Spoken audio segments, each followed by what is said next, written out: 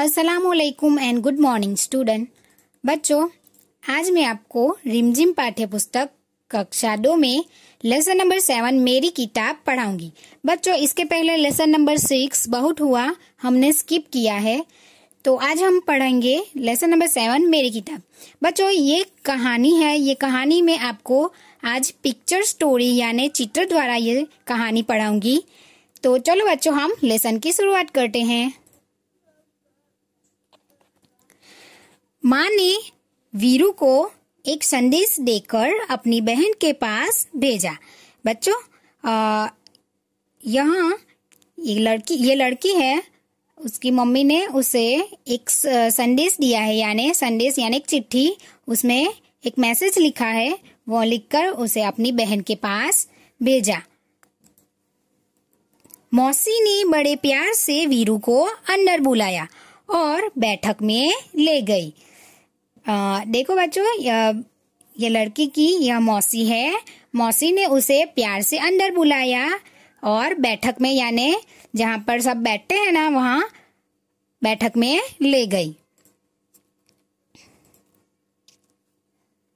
बैठक में कदम रखते ही वीरू अचरज से ठिठक गई।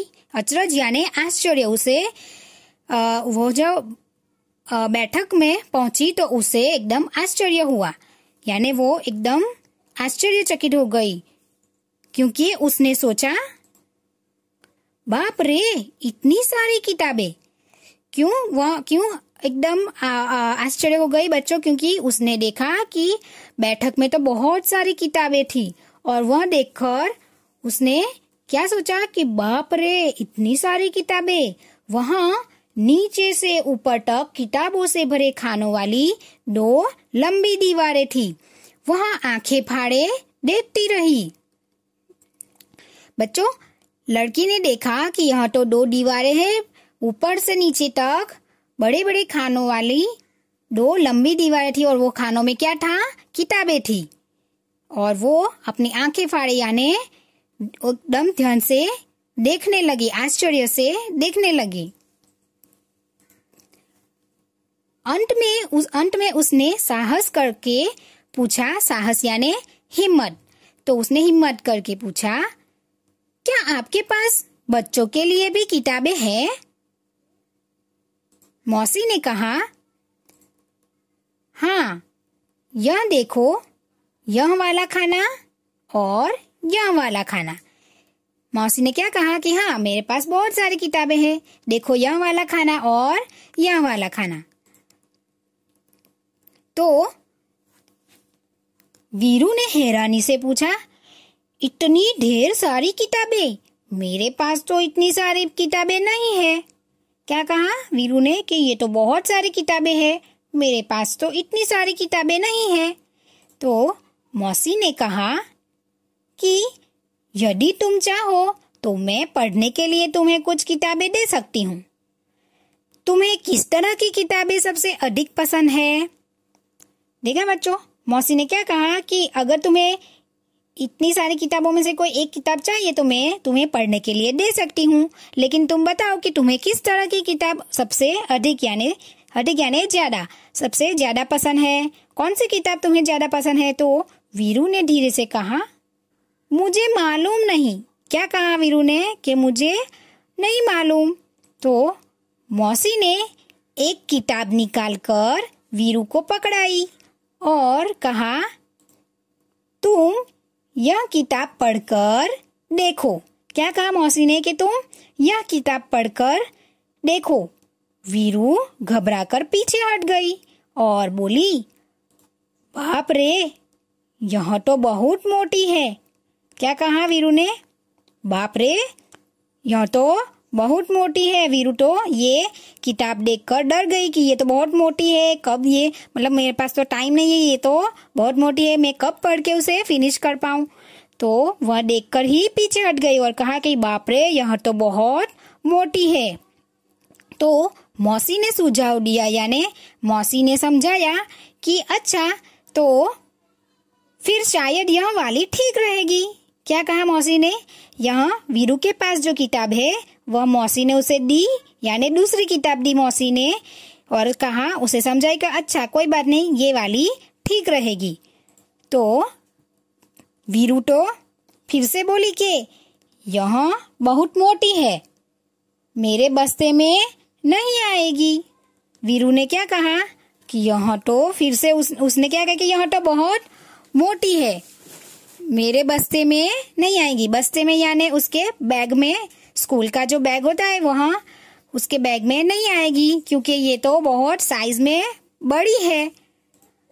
तो मौसी ने एक तीसरी किताब दिखाई, यानी मौसी के पास यह जो किताब है वो एक तीसरी किताब है, और दिखाई और कहा कि इसके बारे में क्या ख्याल है। मौसी ने क्या कहा कि इसके बारे में क्या ख्याल, यानी ये किताब के बारे में तुम क्या सोचती हो, यानी ये कैसी रहेगी। तो वीरू ने किताब के पन्ने पलटे और फैसला किया, यानी वीरू ने ये किताब देखी और सोचा और उसने क्या फैसला किया, यानी उसने डिसाइड किया और फिर कहा इसमें पढ़ने के लिए बहुत कम है, इतनी छोटी छोटी तस्वीरें, और यह किताब तो बहुत पतली है। क्या कहा वीरू ने कि इसमें तो पढ़ने के लिए ज्यादा कुछ है ही नहीं, उसमें तो सबसे ज्यादा मतलब तस्वीरें ही है, और कि ये किताब तो बहुत पतली है। तो अब वीरू को तो ये तीसरी किताब भी नहीं पसंद आई। मौसी ने वीरू को कितने किताब दिखाई, 3, और तीनों में से वीरू को तो एक भी पसंद नहीं आई। एक मोटी थी, एक बड़ी थी, और ये पतली है, और जिसमें तो पढ़ने के लिए कुछ ज्यादा है नहीं और तस्वीरें हैं। तो मौसी ने कहा, वीरू मुझे तो लगता है कि मैं तुम्हारे लिए किताब नहीं चुन सकती। ऐसा करना, अगली बार जब तुम आओ तो अपने साथ एक फुट्टा लेती आना।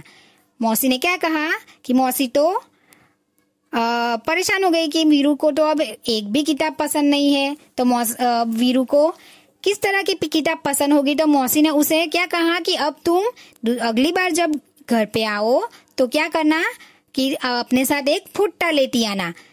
तो और वो फुट्टा लेके आना, और मौसी ने समझाया कि फुट्टे से तुम नापकर अपने हिसाब से अपनी पसंद की कोई भी किताब ले लेना।